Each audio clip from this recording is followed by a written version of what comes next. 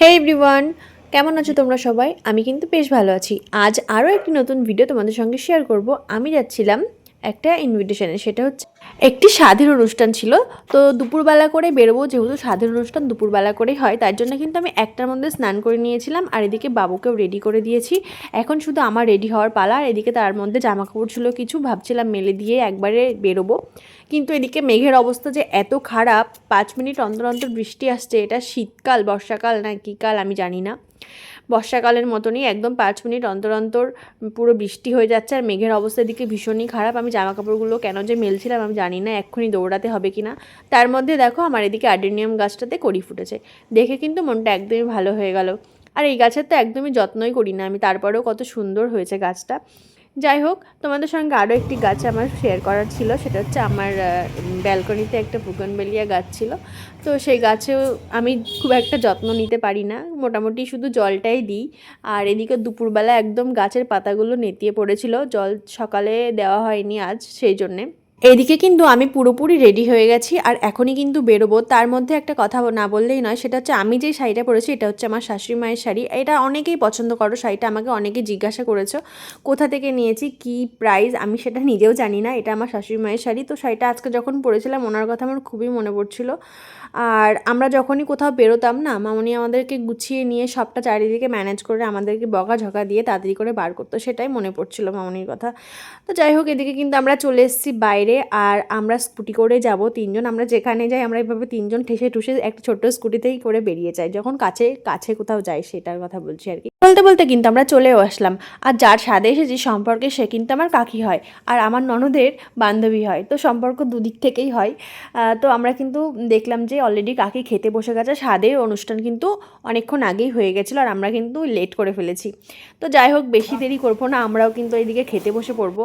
আর যেহেতু মেঘ মেঘ করছে, আমাকে বাড়িও যেতে হবে, বাড়িতে তো অনেক কাজ, জামা কাপড় মেলা আছে, সেটার চিন্তাও আছে, তাই জন্য তাড়াতাড়ি করে খেতে বসে গেছে। আর এসে দেখলাম প্যান্ডেলটা একদমই ফাঁকা। তো আমরা কিন্তু প্রথমেই খাবো, প্রথমে ক্লিপটা নিতে একদমই ভুলে গেছিলাম। খাওয়া আমি ডাল ভাতটা খেয়ে নিয়েছি, তারপরে একে একে যা যা দিয়েছিলো সবটাই তোমাদের সঙ্গে শেয়ার করছে। তার মধ্যে তোমাদের সঙ্গে আমার এটাই শেয়ার করার ছিল যে আমি আমার লাইফস্টাইলটাকে, আমার ভালো দিকটা তোমাদের সঙ্গে সবসময় শেয়ার করি। এবার সেটা না কিছু কিছু লোকের সহ্য হয় না, মানে ভীষণভাবে জেলাস ফিল করে আমাকে নিয়ে। আমার কি আছে এটা নিয়ে জেলাস ফিল করার? কিচ্ছু নেই। আমি কেমন লাইফস্টাইল কাটাই, আহামরি খুব ভালো না, যেটা স্বাভাবিক সবার চলে, সবাই যেমনভাবে চলে আমিও স্বাভাবিক সবার মতোই করেই চলি, কোনো বেশি কিছু নয়। আমি বেশি কিছু দেখাইও না, যেটা আমার আছে আমি সেটাই দেখাই। তারপরেও মানুষজন আমাকে নিয়ে জ্বলে, কেন জ্বলে আমি জানি না। তো আমাকে কিছু কিছু লোক ফলো করে এবং ফেক অ্যাকাউন্ট দিয়ে বাজে বাজে কমেন্ট করতে আসে, আমি তাদেরকে ইনস্ট্যান্ট ব্লক করে দিই। তাদের আমি, যারা আর কি আমার হেটার্স, তাদেরকে আমি একদমই তাদের নিয়ে জ্বলি না, কারণ সবসময় ভালো দিকটা দিয়ে মানুষ জ্বলে, আজকালকার এটাই মানুষের স্বভাব। তো আমার ভালোটা দেখে মানুষের আর নিচু মানুষের নিচুর দিকে নজর থাকে। তো এর থেকে আর বেশি কিছু বলতে চাই না। আমি জানি আমার ভিডিওটা সেই সব হেটার্সরা নিশ্চয়ই ফলো করে, তাদের পর্যন্ত ভিডিওটা পৌঁছাবে। আর আমার পেছনে লাগতে এসো না, এটাই বলবো। আমাকে আমার মতো করে থাকতে দাও, তোমরা তোমাদের মতো করে থাকো। তো আমার পেছনে লাগতে আসবে না, আর যদি সৎ সাহস থাকে আমার মুখের সামনে বলতে আসবে, তারপর তুমি আমার সঙ্গে বুঝে নিও। ফেক অ্যাকাউন্ট খুলে লোকের ফটোতে কমেন্ট করতে এসে নিজেকে ছোট লোক প্রমাণ করো না। তারপর আমরা কিছু ফটো ভিডিও করার পরে দিদা এখানে লেবু মাখা মেখেছিল আর আমরা এখানে বাতাবি লেবু মাখা খাচ্ছিলাম, ভীষণ সুন্দর। তারপরে বিকালে একটুখানি বসার পরে এদিকে কিন্তু আমরা বেরিয়ে পড়েছিলাম। আমার বান্ধবীরা আমাকে ভীষণভাবে কল করলো যে তাড়াতাড়ি আয়, একটা এমার্জেন্সি মিটিং আছে আমাদের। তো মিটিংটার কথা তোমাদের সঙ্গে শেয়ার করবো না, তো আমিও হুড়োতাড়া করে বেরিয়ে পড়লাম যে কি করতে ডাকলো আমার বান্ধবীরা। এবার তাড়াহুড়ো করে যেতে যেতেই এর মধ্যে পড়েছিল আমাদের বাবার বাড়ির ওই দিকটায় এই জগদ্ধাত্রী পুজোটা হয় আর কি, উমাপুরের রাস্তা। আমার পুজোটা হয় আমার বাবার বাড়ির ওইদিকে, আর এদিকে কিন্তু পরপর 4-5টা করে জগদ্ধাত্রী পুজো হয়, একদম পরপর সব প্যান্ডেল, আর এখানে প্রচুর লাইটিং হয়। আর এখানে মানুষ কিন্তু জগদ্ধাত্রী পুজোতে প্রচুর মজা করে। তো পরপর দুর্গা পুজো, কালী পূজা আর এদিকে জগদ্ধাত্রী পূজা, বেশ মজাতেই আছি। তারপরে আমরা সবাই এখানে হাজির। আর এরই মধ্যে আমার বান্ধবীর সঙ্গে আমার কিন্তু ভীষণ ঝগড়া বেঁধে গেছিলো আসা যাওয়া নিয়ে, যে এত লেট করে আসছি কেন, আর ও এত লেট করে আসছে কারণ, এই নিয়ে আমাদের ফোনে ভীষণ তর্ক হয়ে গেছে। আর আমার বান্ধবীর মুড এখন ভীষণ অফ। 5 মিনিট পরে কিন্তু আমাদের কথা হয়ে গেছিলো, তার আগে কিন্তু আমরা কেউ কারোর সঙ্গে কথা বলছিলাম না, দুজনেরই মুড অফ ছিল। তারপরে আমার বান্ধবী আমাকে খাইয়ে দিল আর আমার রাগটা পুরো গোলের জল হয়ে গেল।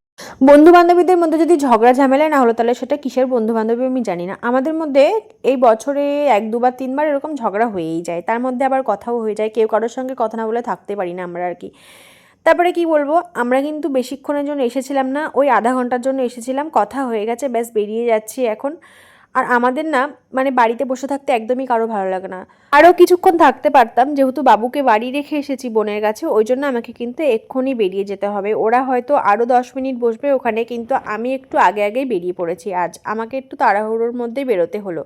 আর এখানে প্রচুর লাইটিং, যেটা দেখে আমি খুব এনজয় করছিলাম, খুব মজা করছিলাম, আর তোমাদের সঙ্গে শেয়ার করলাম।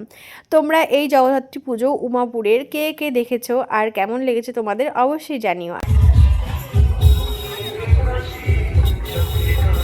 মানুষ সবসময় চায় যে ভালোটা শেয়ার করতে, কজন মানুষ সবসময় খারাপটা শেয়ার করে। এবার আমিও তোমাদের সঙ্গে ভালোটাই শেয়ার করি সবসময়, খারাপটা কখনোই শেয়ার করি না, খুব কমই শেয়ার করি। এবং আমি চাই না যে আমার জন্য কোনো মানুষের ক্ষতি হোক, কিন্তু মানুষ কেন যে আমার পেছন লাগতে আসে আর এখনও আমার এত শত্রু আছে, সেটা না আমি ফেসবুক না করলে বুঝতেই পারতাম না। আমি আমার সবসময় ভালোটা শেয়ার করি, আর মানুষ না খারাপটা শেয়ার করতে চায় না। আর আমিও আমার খারাপটা তোমাদের সঙ্গে শেয়ার করি না। একটা মানুষের জীবনে যেমন সুখ থাকে তেমন দুঃখও থাকে, আমি আমার সুখটা যেমন তোমাদের সঙ্গে দেখাই, দুঃখটা দেখাই না। প্রত্যেকটা মানুষের মধ্যে দুঃখ থাকে। সম্পর্কে না জেনে কিছু না বলাই ভালো।